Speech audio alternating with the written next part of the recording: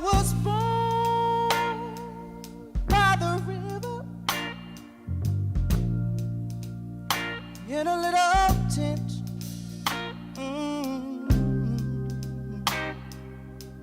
Like the river I've been running ever since. It's been a long time coming, but I know change gonna come. Oh yes it will. It's been too hard living, but I'm afraid to die. Good evening and welcome to Innovative Housing Solutions, the 9th program in our ongoing series to encourage understanding and discussion about the legacy of race and ethnicity in America. Before we get started, I'd like to thank our many community partners, the National Endowment for the Humanities, the More Perfect Union Initiative, and our sponsors, the Durango Herald, Ground Floor Media and Center Table, Tate Law, and Arapahoe Libraries.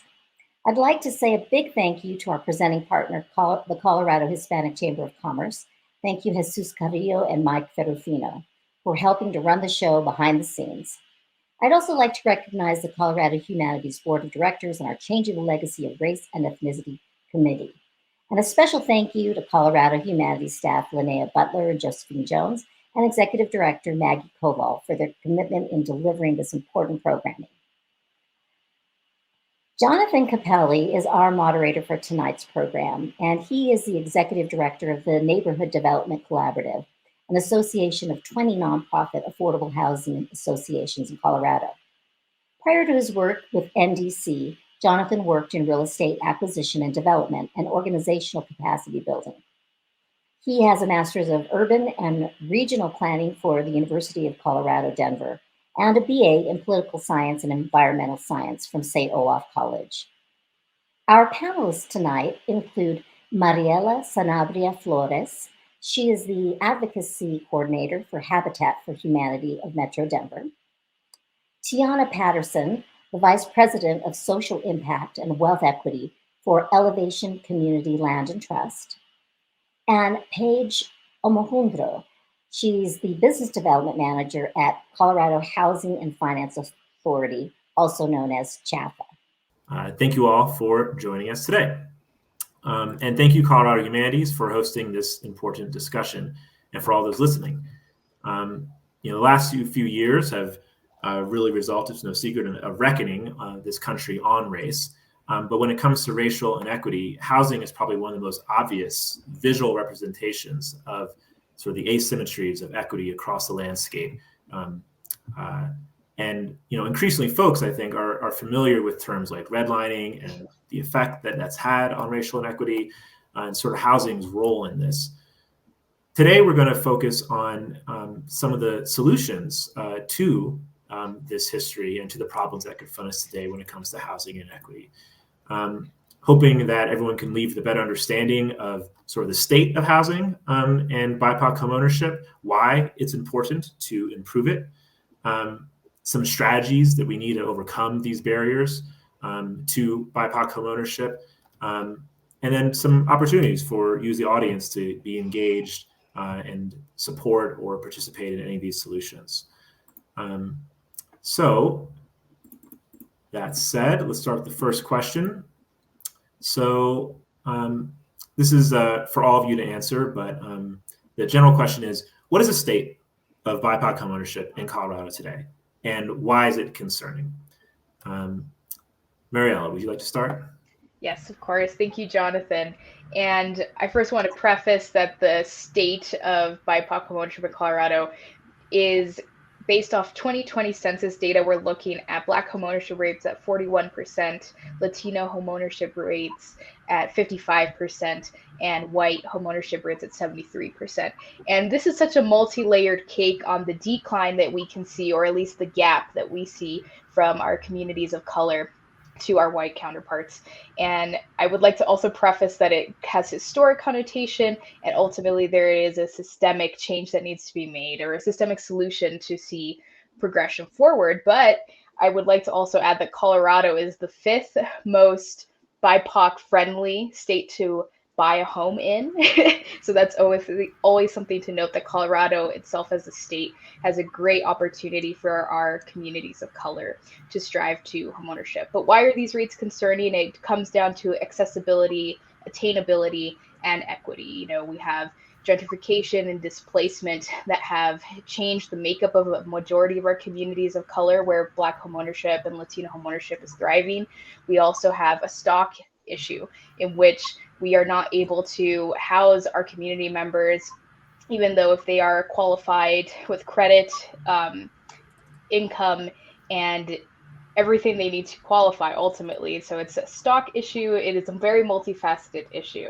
But we have seen a historic increase in Latino homeownership in Colorado for the first time in 50 years, that has grown up to 7% to catch up into with our white counterparts. So I think it's great for the Latino community that we are seeing that they are accessing generational wealth, which is ultimately built through acquiring assets. And the first asset we always have is where we call home. So to just kind of piggyback on Mari's comments, yes, there are big disparities in the gaps between white, Black, and Hispanic homeownership in the state of Colorado. Paige? Yes. Sorry to interrupt. Probably it's not a big deal, but I was muted, so I was just talking for a while, which probably will look stupid, and it was while you were talking, so I made a mistake. Okay. So let's just, so Mariela said her thing. Thanks, Mariela. Appreciate those facts. I did not know that fact about us being the 5th best state, so that's good news. Paige, what's your perspective on this? Yeah, I think that's great. I loved hearing that that Colorado is BIPOC friendly. I love that. And that probably, and it adds to kind of just the statistics that I wanted to share with you today. CHAPA helped over 8,700 Coloradans achieve homeownership in 2021, which is a huge number. That's 2.8 billion with a B in mortgages, and we invested over $100 million in down payment assistance.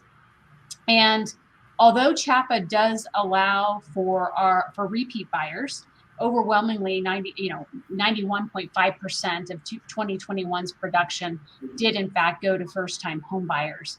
And I'm really pleased to report that when comparing those served to existing Colorado homeowners, we're faring far better serving communities in color at CHAPA. For example, the most recent data available shows that the Hispanic Latino homeownership rate in Colorado is 13%, but 40% of CHAPA's home buyers in 2021 identified as Hispanic or Latino. And in addition, the Black and African American homeownership rate is 2% in Colorado, while 5% of our portfolio in 2021 identified as Black and African American. So we are pleased with that. We know that just means that we're serving a far more diverse demographic, but we have quite a ways to go, and it certainly is our mission to continue bridging and building that gap. Thank you, Paige. That is really good to hear that you guys have really sort of tackled this inequity, the fact that there's these lower homeownership rates by race, but your programs in first-time homeownership disproportionately, in a good way, are creating homeownership for those very populations that are most in need. So it's good to hear. And two, if you'll let me just kind of say too, sure. I mean, why is it important that we're serving the BIPOC community? Because I think, we would all agree that helping one community helps us all. Home ownership as a whole, it boosts household wealth through equity and appreciation, right? Building that generational wealth, which is super important. It provides tax advantages to the homeowner. It's good for the overall economy, employment. It provides emotional, economic, and physical stability, as well as improves health and social outcomes. So I just wanted to add that. I mean, what helps one helps us all. Solid point.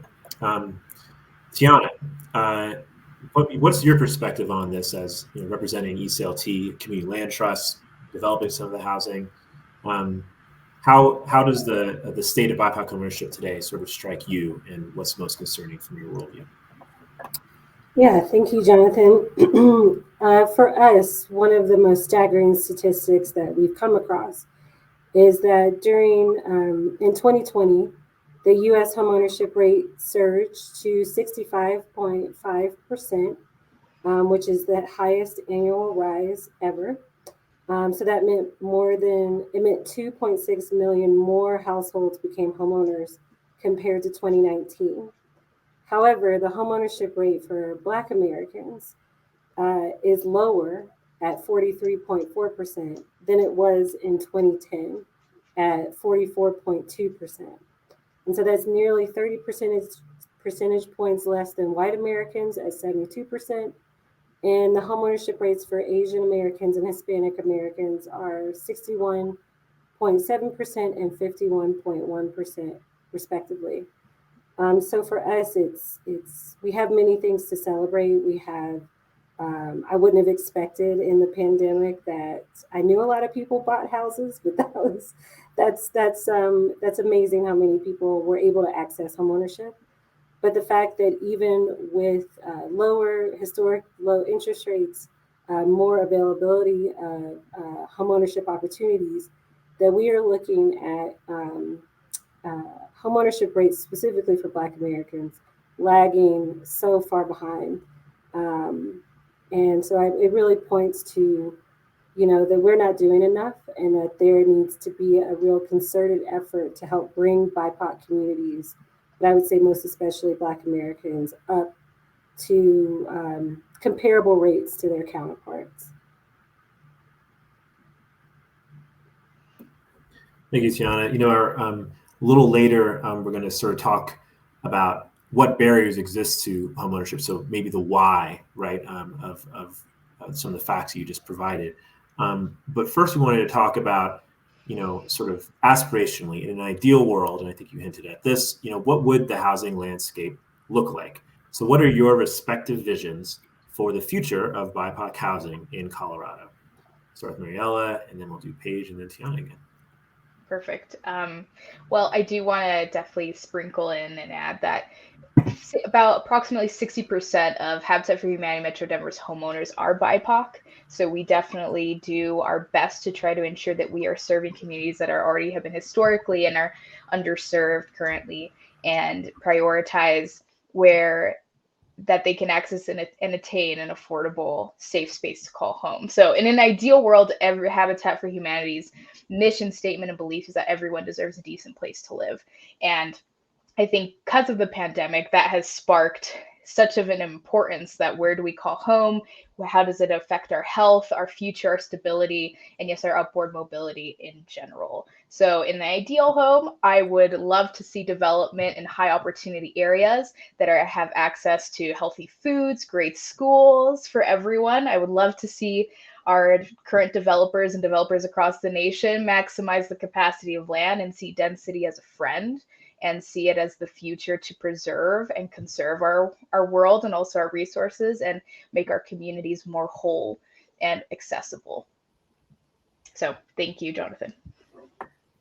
I like that vision, Mariela. I think I want to steal Mari's vision.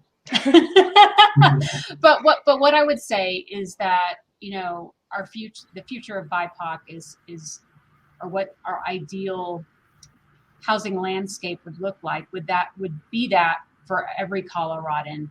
And CHAPA's vision is that every Coloradan will have the opportunity for housing stability and economic prosperity.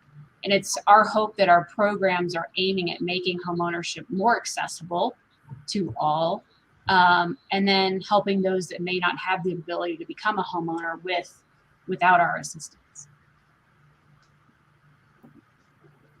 Makes sense.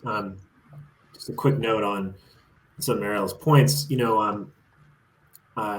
Obviously, this idea that in an ideal world, everyone has a decent place to live, right, regardless of race. But I think you sort of hinted at some of the barriers, which we'll talk about in a second. About, you said development in high opportunity areas. And you did sort of give a brief description of it. What does a high opportunity area mean to you, and why is there inequitable housing when it comes to race in those places? We definitely could look to the history of redlining and how our cities are designed and the way our maps are, our districts are cut up. And that's, I think, a whole segment in itself to really try to dismantle some of the deed restrictions and the current landscape of how our communities look like, and also how they're built. And if we look at even plot size and why you have ranchettes still out west because people want to have their pets close to home, and then why do you have the tiniest little plots that now have become super trendy and people all want to live in historic, character dense, beautiful colonial homes, and that range from year to year. But to your point, Jonathan, I think those have now, you've seen the influx of where being connected to the economic hub has now become a high opportunity area where you see people of influx and the power of household income increase, and that how that affects your surrounding neighborhoods. That means more money getting poured into your counties and your local municipalities. That mean better schools, better infrastructure, more resources that can be allocated to ensure that the community is up and running. So, and we see that disparity from, we can say, all across the state, from Metro Denver. We see that from unincorporated Adams and Thornton. We see it all the way down into like Northeast Denver. And then if we talk about statewide, we see Durango. We see such inequities based on resources, and that how it comes down to home ownership and where your property taxes go, and a majority of where we strive to be. I hope that answers your question, but I know it's such a multifaceted answer or question at large that could take more time than we have allocated today. Yeah, both. Yes, both. It is multifaceted. Thank you for speaking to that. Tiana, what does the ideal world look like for you when it comes to housing? Yeah, I also really thought about not to pick on Mari, but I thought about the high opportunity area. We use that so much in housing. And I think for us at Elevation, where we serve similar populations as Habitat for Humanity, I would really love that high opportunity neighborhoods meant more than what we know they typically mean. And I guess that would also require a pretty big overhaul to how we value, no pun intended, property taxes and how it affects the communities that these homes are in. But I would really love for folks who want housing, because homeownership's not right for everyone. But those who want access to homeownership and want to have that connectedness to their community and stability for their family, to have that choice, and for that choice to not be limited by income. There's a real kind of unfortunate side effect that many affordable housing projects are concentrated in, I guess, what we would call low opportunity areas. And there's a myriad of reasons for that. But I think for me, I would really love to see access, regardless of income, and really giving people opportunities and real systematic change to how we value certain neighborhoods over others, to create a more equitable homeownership experience. Makes sense. And one of the reasons why there's this inequitable access to homeownership, and just a statistic, and this conversation reminded me of that, I believe it was in 2020, about half of all first-time homebuyers in the country used money from essentially their parents, right, to help them get into those homes.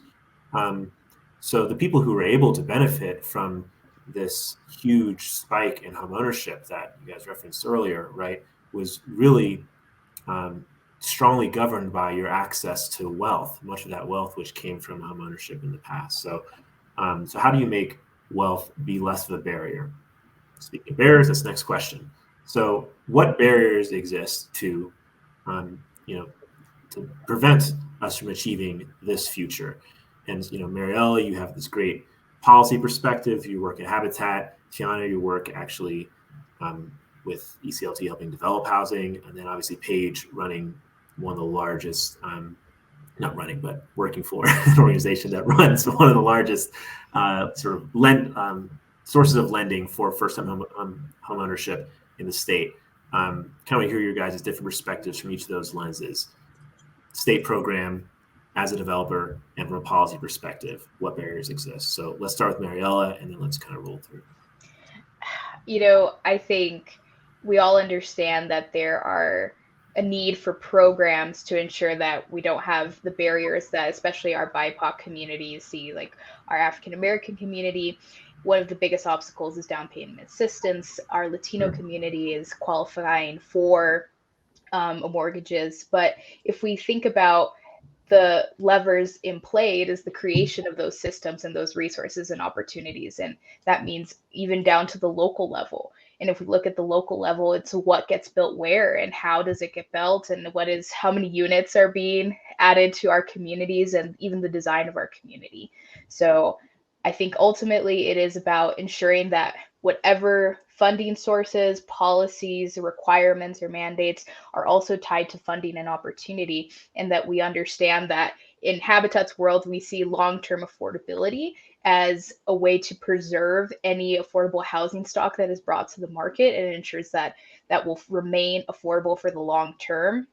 We also understand the power local municipalities have to really create and determine the future of what gets brought into community. So I know we'll talk about this later, but is to encourage like our local officials to be champions of affordable housing, affordable home ownership, and understand that the continuum, in order to work to move everyone along the continuum, we need to have options. I know I loved that Tiana referenced that.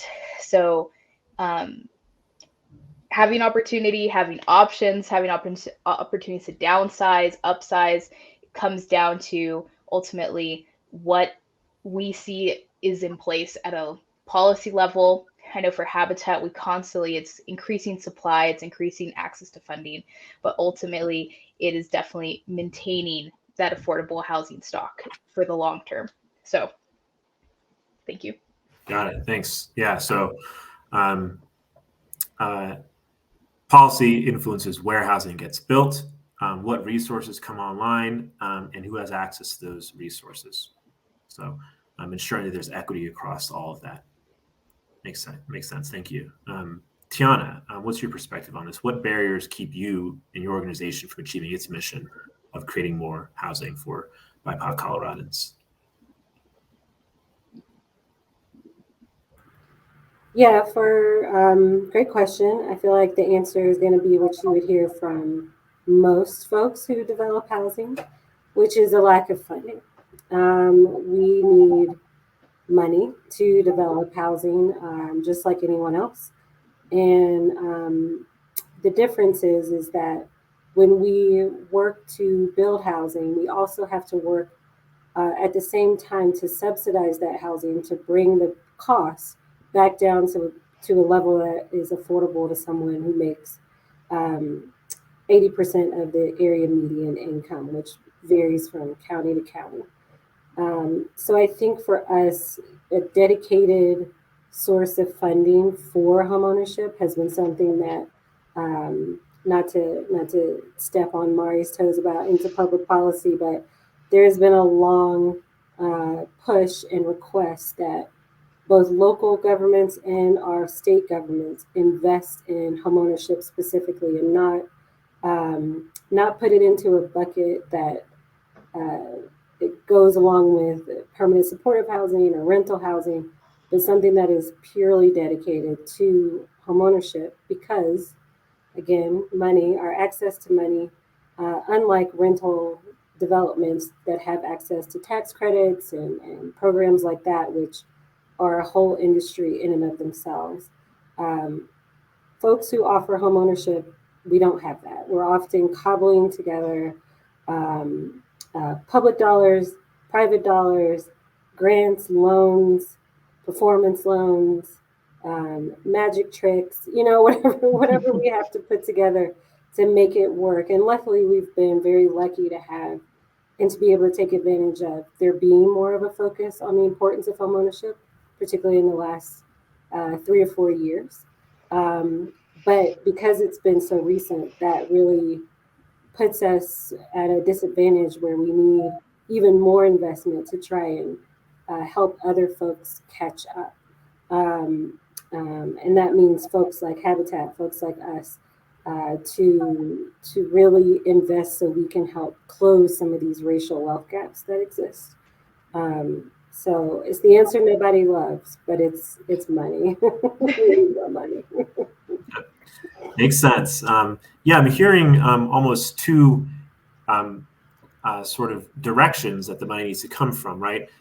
You have down payment assistance, right? So that's helping a homeowner out in the world essentially get that money for the down payment to get into a home of their choice.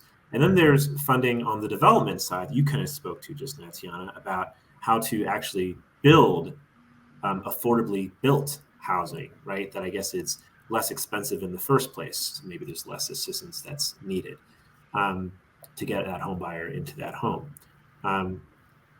Paige, I think, given your guys' programs, both on the financing on the development side, but also on the first-time home buyer side, your down payment assistance programs, how does this all show up in your world? What barriers keep CHAFA from being able to deliver at the levels it'd like to homeownership for BIPOC communities? Yeah, given that we've kind of seen the perspective from policy and development, I'll kind of focus on the consumer front. Sure. So not foregoing, our current market of escalating interest rates and higher home prices, through our work and through our focus groups, the barriers that the community has expressed to us include, obviously, as Mari alluded to, the lack of down payment. Savings for down payment is critical. There's also either thin credit files or no credit or bad credit. That's a huge barrier for many. There's also just simply the lack of knowledge on the home buying process and home buyer education and financial education. Then there's two other components that are pretty large as far as barriers that we must overcome. Both the Latinx and Hispanic and Black and African American communities have expressed they're not sure who to trust when forging down this path of homeownership. And probably the biggest one is just simply the historical lens, the past experiences, bad policy, and the access to the ability to obtain homeownership. Thank you, Paige. So I'm hearing, right, that there's this lack of funding for prospective home buyers, and some of that ties, to get into the home of their choice. Some of that ties to the historical wealth issues we spoke about before. Mm-hmm. There's a lack of funding for dedicated funding for development of lower cost housing products. And then, from the perspective of CHAFA, there's also just, I guess there's some overlap, but lack of savings for down payment, low credit in BIPOC communities. There's a whole history of reasons for why that exists, lack of financial education, and then this trust issue. So in some ways, folks who would benefit most from these homeownership programs aren't always ready to capitalize on them for a whole host of reasons. And even if they were, there's not enough funding to create the housing opportunities that they would be eligible for that they need in order to get into the homeownership track. So I think that describes more or less what I just heard. But you guys all have programs that are addressing these issues. So let's turn to some of those solutions. How do your programs overcome some of those barriers to create more homeownership opportunities for BIPOC Coloradans? Let's start with really anyone, but maybe we'll start with Tiana first, and then Mariela, and then Paige. Sure. I get to go first. All right.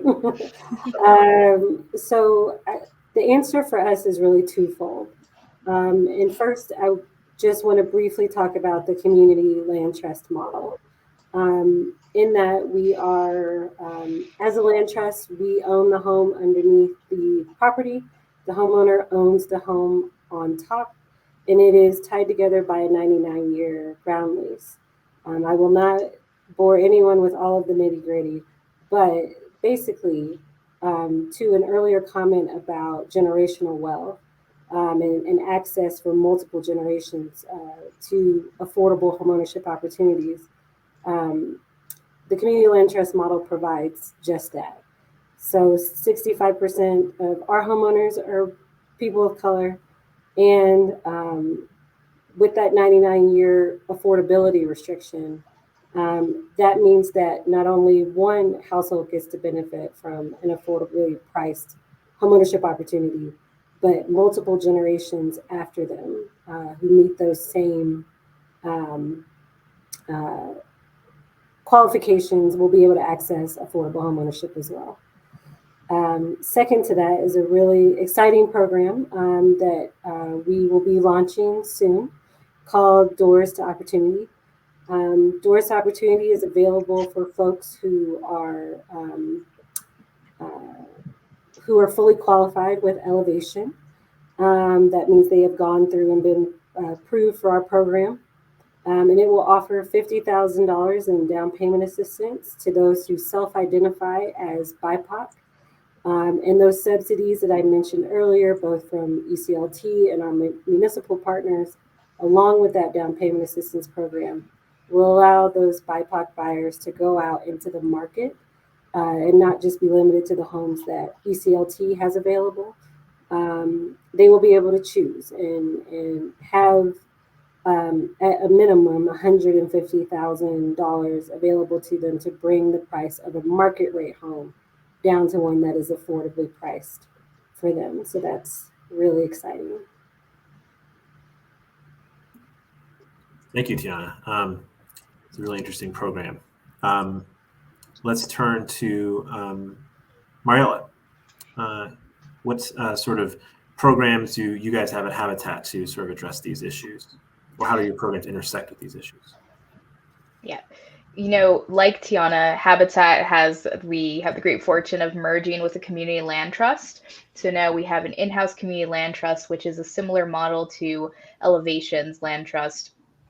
We also consist of our own in-house construction, our own in-house mortgage that we try to offer the best loans that we can at the lowest interest rate possible that we are able. I think our loans currently are at 2.5% that we are able to maintain. And I think in this current climate, it is astounding that we are able to do that. But the logistics of that is definitely, I can share information and resources for those who want to look into how Habitat is able to maintain low interest rates. But other than that, we also use a shared equity model where our homeowners, they either buy into our community land trust and there may be a long-term affordability deed restriction attached to their home, or they might have a land lease fee.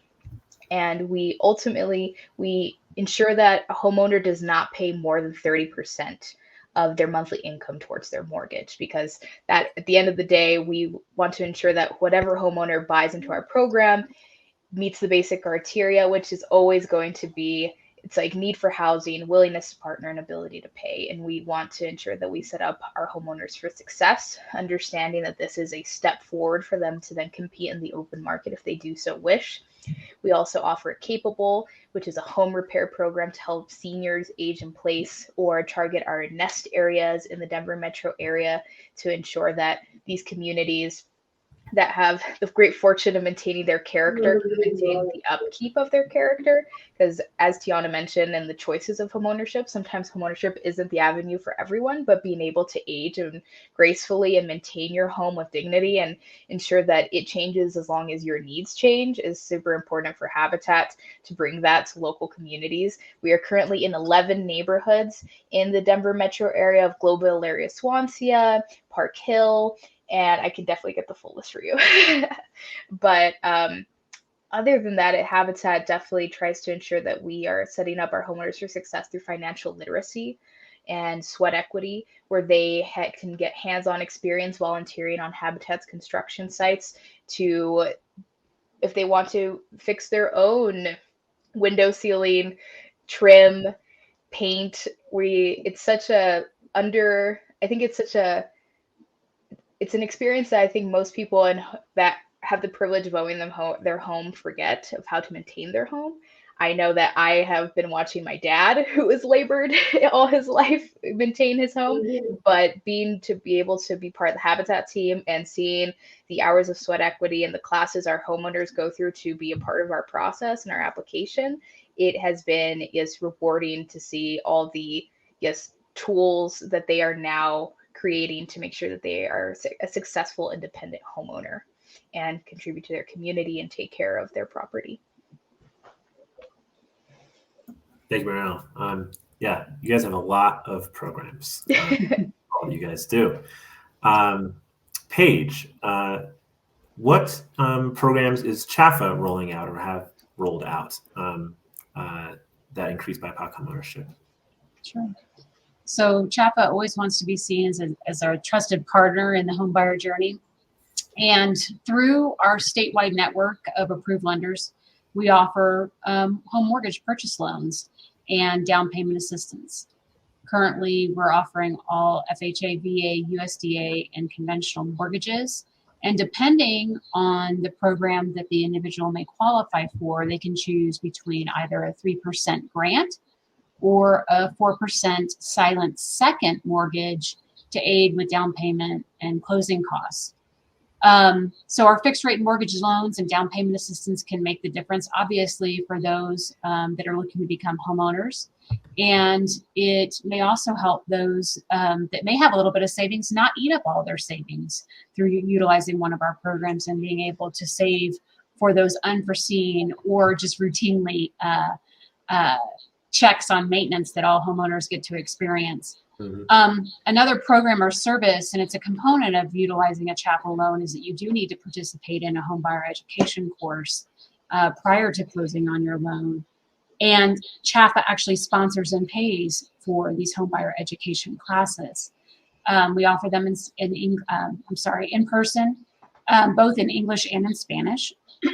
And obviously, homebuyer education is helping them prepare and be empowered to ask the right questions of their realtors and lenders when securing a home mortgage. Obviously, we do allow for courses to be taught in other languages and offer online and web-based platforms for our homebuyer education services.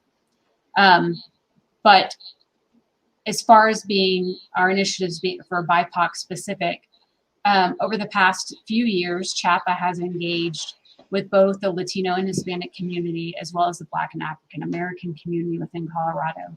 And we've done this to better understand exactly what those challenges and opportunities are when pursuing homeownership and how we might help bridge or mitigate those challenges. So we've comprised or conducted numerous focus groups comprised of individuals, housing professionals, advocates, and consumers across the state, soliciting their feedback and then compiling that feedback and coming up with strategic plans on how to better serve those communities. What these focus groups have allowed us to do, or these outreach campaigns have allowed us to do, is to tailor our communications as well as our approach in meeting the needs of these unique communities. And I'd say what we've, learned is that we have to meet people where they're at. Whether that's creating Spanish language content or conducting, community-specific educational workshops where the community resides.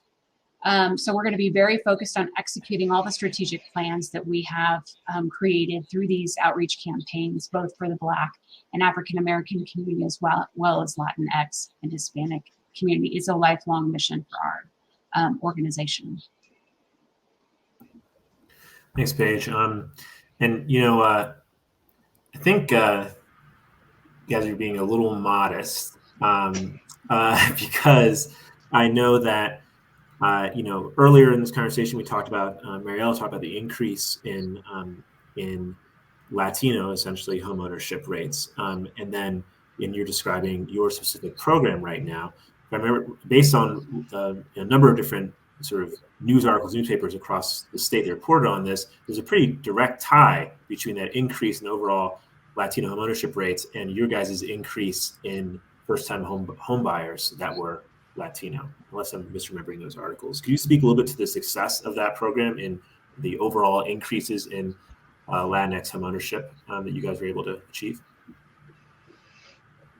Are you talking specifically to CHAPA? I was. Oh, okay. Just making sure, because I'm sure all other organizations have done the same too.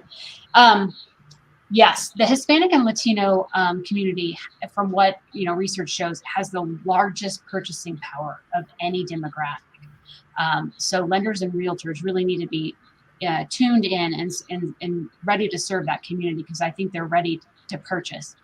Through that focus group or that outreach campaign specifically, which took well over a year to complete, what we ended up doing is creating a whole microsite that basically we took our the homeownership sections of the CHAPA website and not just translated, but trans-created them, the content to specifically address what the Latinx and Hispanic community wanted to hear from us, what resources they needed, what language we needed to use to better communicate our services and programs.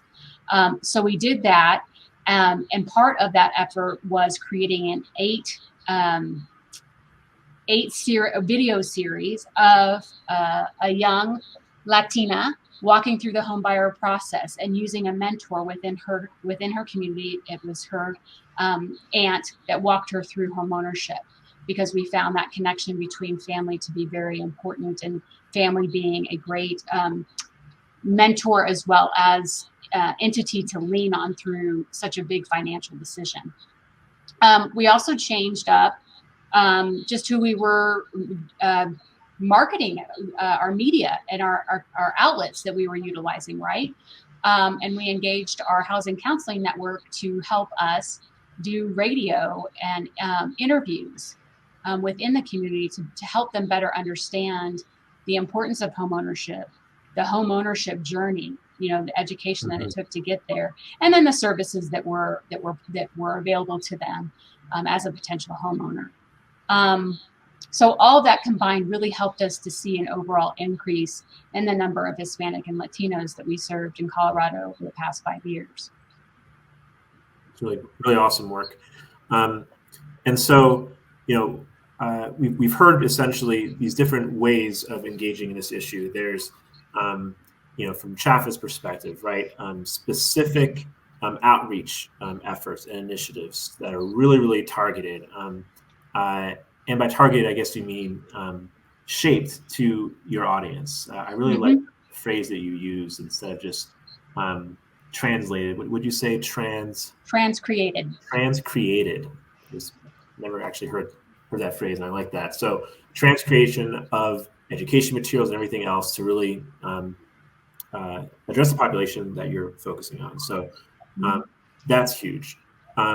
The land trust model, right, that Tiana, you focused on. So on the development side, how do you make housing less expensive? Taking the land out of it, right? So that the home buyer just essentially buys the improvements, but then using your sort of, by staying in the land, keeping it affordable for a long period of time so you can serve multiple home buyers. And then everything that Mariela just talked about, both in terms of just, your guys' own land trust model, but also having your own loan program with really low interest rates, which is even more important now than ever, given interest rates. So you guys are attacking this from a lot of different angles, but obviously there's still significant gaps. Even though Latino homeownership has increased, it's still below white homeownership rates. In some ways, increasing for the first time in 50 years is a huge win, but the first time in 50 years gives you an idea. It's the first step of a process, and Black homeownership still has really far to go. So what else is needed? What else you guys see from your perspectives that's needed to really help it bring about this vision outside of what you guys are already doing? In an ideal world, what else is needed? And anyone, any order. Yeah, go perfect. ahead. If I may, I think there also needs to be, and I know it's a mind shift and it's a social shift too, of the concept of affordable housing and the stigma that comes with it. I think that needs to be, yes, a dialogue change within our personal circles, our circles at large, that we need to also not shame publicly for people wanting an affordable home with an affordable mortgage or an affordable rent. And I think it's just the stereotypes that come along with people who tend to live in affordable units. And I like to always see some of Habitat's completed projects where if for the person who's just driving across the street, you probably wouldn't be able to tell that that unit is affordable compared to the market rate across the street. So I think within our communities, we need to be more accepting and understanding of what affordable housing means, and really educate ourselves and others as much as possible that, at least for Habitat, our thresholds are 80% AMI, so that's $80,000, and that even in some currency, even in many industries, that's still a lot of money, and that's more than entry level, and that for especially people starting out, that is still quite a lot of money. And I don't think someone making $80,000 necessarily is awarded the grace that, or the lack of grace that sometimes comes with the stigma of affordable housing and of home ownership. I would also encourage everyone to also look within their own communities and see changes that need to be made, as far as like why is there so much vacant land, or why do you see more commercial being built, or more retail stores, and when you need housing. I think that's part of advocating for your community's needs to your local representatives at the municipal, state, and federal level to champion affordable homeownership and its housing across the continuum. So that's something I think we all can contribute with within our little circles. Thanks, Mariela. Tiana. Yeah, Mari really took the words right out of my mouth, but because advocacy is key, I would also say that we have to really think about housing in kind of these new and innovative ways, really trying to support new developers, developers of color. Elevation really tries to partner with those developers who face many of the same barriers, Jonathan, that you mentioned earlier, in terms of they often aren't able to start a construction company with a loan from their family. And it's hard to break into the development industry if you don't have someone who's willing to put money behind you. So one of the things that we are doing is partnering with new and upcoming developers who often, many of them want to create affordable homeownership and affordable housing. Generally, they care about what they're doing and how they're bringing it to the community, and they know and they believe in serving the community. So we're really working with them, and I'm talking about everything from not just money, but really mentoring them about pro formas, the importance of legal counsel, the importance of really just trying to do things in different ways. Like, do you have to do a stick build, or could we do modular or something like that? And on that end, it also requires our municipal partners to start thinking about how we build housing in different ways. There's part of the cost of what makes it so expensive is not only materials, obviously, but just that there's not a lot of room for innovation within typical building standards or zoning standards. And if we were really able to just use materials that have been proven to work, but they're just different, they're not written into code, that could be transformative, not only for helping to bring new faces to the development industry, but also allowing for more housing to be built that doesn't require so much additional investment on both the back end and the front end. So because Mari did a great job with the community piece, I will say really trying to diversify not only our housing stock, but who builds our housing could be, or I think would be amazing in terms of closing many of the gaps faced by BIPOC communities. Thank you, Tiana. I have some thoughts on what both of you said, but let's go to Paige first, and then we'll get back to that. So, Yeah, Paige. the other thing that I think I would like to touch upon is I would like to make education attractive again. I think just like using the word affordable housing has such a stigma to it. You know, we need to be using the word attainable housing instead. But I think the same can go for education. Do you want to sit through a homebuyer education class? I don't know. You know, hey, I do. It's what I do for a living. But not everybody does. But I think there needs to be this huge push to opportunities to learn more, and not just with home ownership being the end goal. Because, you know, as Tiana, you expressed, home ownership isn't right for everybody. But we should all be trying to pursue some economic prosperity, stability, you know, within our lives. And part of that is simply understanding credit, money management, building wealth, those types of things. And I think so, you know, and that's certainly, those are initiatives that CHAPA is looking to implement in the coming years to offer those types of educational series so that we can get people, you know, not started in the homebuyer education class, but taking it many steps back and starting with the fundamentals, because that's going to get you on the right path. You know, towards whatever your goal may be, whether that's purchasing a car, saving money for higher education or trade school, and then of course, obviously saving for a down payment if homeownership's the decision or the goal that you're wanting to aspire to. So I would push for more education and making it attractive and fun at the same time, because I think that's really going to help us all get on a better path. Thank you, Paige. Makes a lot of sense.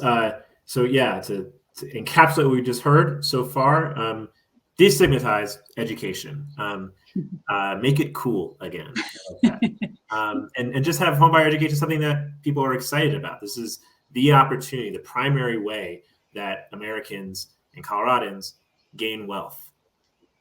You'd think that would be something more attractive because you live in America and money is everything. This is the path to gain wealth. But there's a lot of steps that you need to take to get there. And so have education be something that's more attractive. Get more developers of color. I really liked that, Tiana. Have folks look like the communities that they're developing in and benefit from this huge boom in development that's happening across our state. And then also thinking about housing materials, have more innovation, make it cheaper to build the kind of housing that our communities need.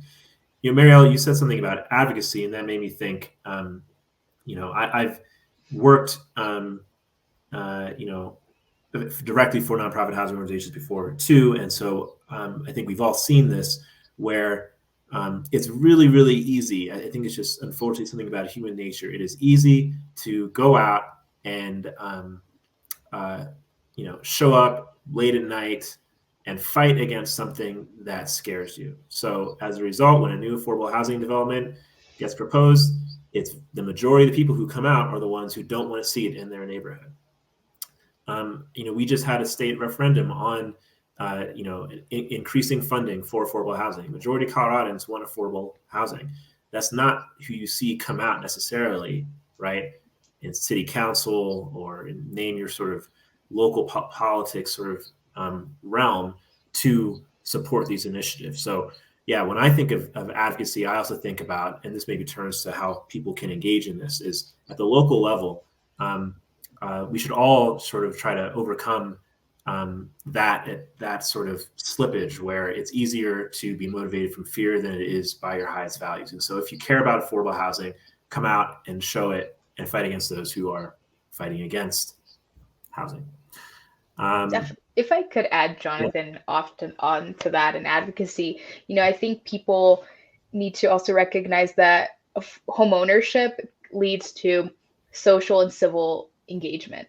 because once you start growing where you're planted, you care about what's happening in your neighborhood, you build social capital, you then create a community within your community where you have friends, neighbors that you call if you have a flat tire, or it's like, hey, could you see if my Amazon package is on my porch? There's so many things that happen when you are able to stay within your community for 5-7 years because you have a mortgage that is stable and consistent, and it leads to civic engagement. Once then you start looking around you and you're like, who is my local representative and how can I support them?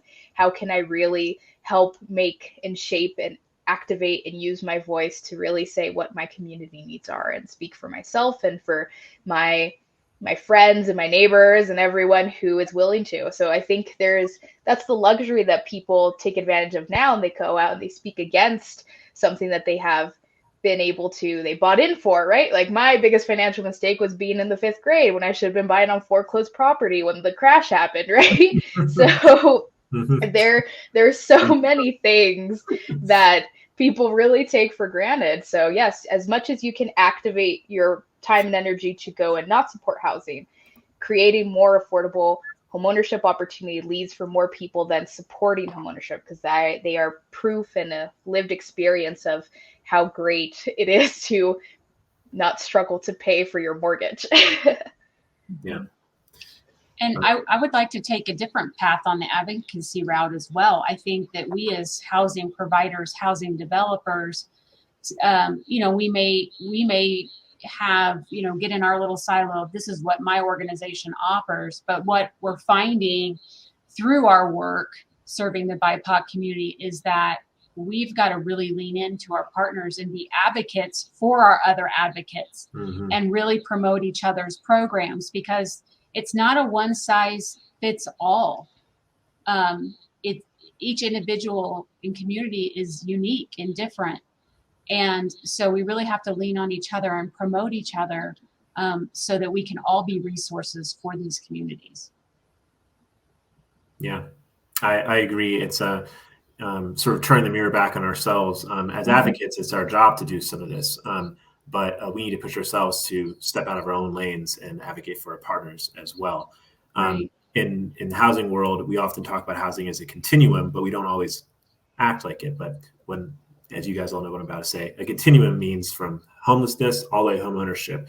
There's a progress up that path. And just because you're a homeownership organization or a homelessness organization or a workforce housing organization, in theory, we're all trying to move people towards that wealth building and towards increased stability. And so how do we all support each other? And then I think you were probably hinting at this, Paige, outside of housing as well. And I think we've talked a little about this throughout, how there's an education component, and we didn't really talk about this much, but there's a health component too. I can't very well say you should come out and advocate, community member for this housing development if I'm not also going to run out and do better advocacy and be more civically engaged when it comes to education or health or mental health too. So I don't mean to just point my finger at the audience. We all could do a better job of being more aware of how all these sectors essentially are one sector, which is, towards the end of improving, thriving, the ability for humans to thrive and for families to thrive in Colorado. So thank you, everyone, for that engaging discussion about housing in Colorado and BIPOC housing in particular.